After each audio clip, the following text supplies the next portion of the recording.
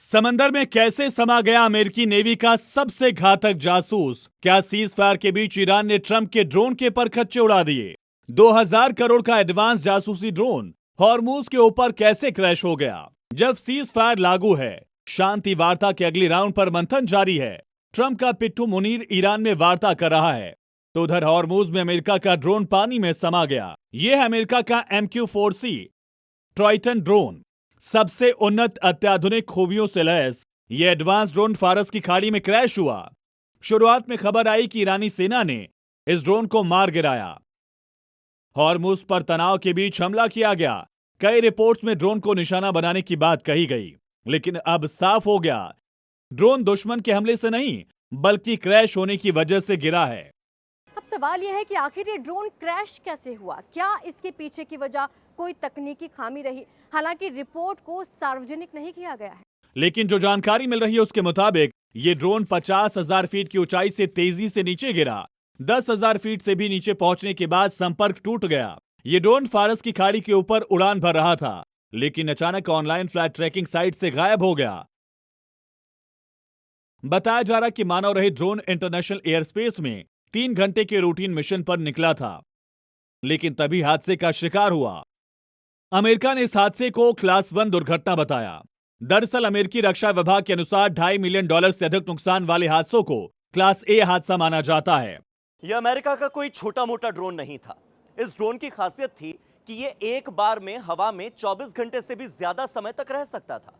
लेकिन इस हादसे ने अमेरिका की सैन्य रक्षा प्रणाली पर गंभीर सवाल खड़े कर दिए हैं।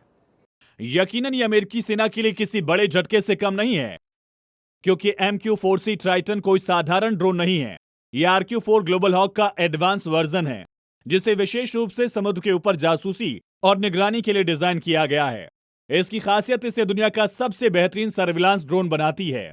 ये 50,000 फीट से अधिक की ऊंचाई पर उड़ान भरता है, जहां इसे ट्रैक करना काफी मुश्किल होता है। इसमें 360 डिग्री मल्टी इंटेलिजेंस सेंसर लगे हैं, जो पलक झपकते ही बड़े समुद्री क्षेत्र की सटीक जानकारी दे सकते हैं। इसकी मारक या निगरानी क्षमता लगभग 7400 समुद्री मील तक फैली है। ये खराब मौसम में भी काम कर सकता है।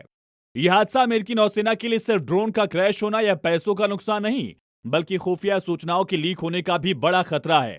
अगर ड्रोन का मलबा ईरान या किसी अन्य देश के हाथ लगा, तो वो इसकी तकनीक को डिकोड कर सकते हैं, जो आने वाले समय में अमेरिका के लिए मुसीबत बन सकता है। ईरान के साथ चले 39 दिन के युद्ध में अमेरिका को कई बड़े सैन्य झटके लगे हैं। एक रिपोर्ट के मुताबिक 1 अप्रैल से अब तक अमेरिका ने 24 MQ-9 रिपर ड्रोन खो दिए हैं। इन 24 ड्रोन की कुल कीमत करीब $720 मिलियन यानी लगभग 6700 करोड़ रुपए आकी गई। रिपर ड्रोन मुख्य रूप से खुफिया जानकारी जुटाने, सटीक हमले के लिए जाने जाते हैं। एक अकेली रिपर ड्रोन की कीमत $30 मिलियन से ज्यादा होती है।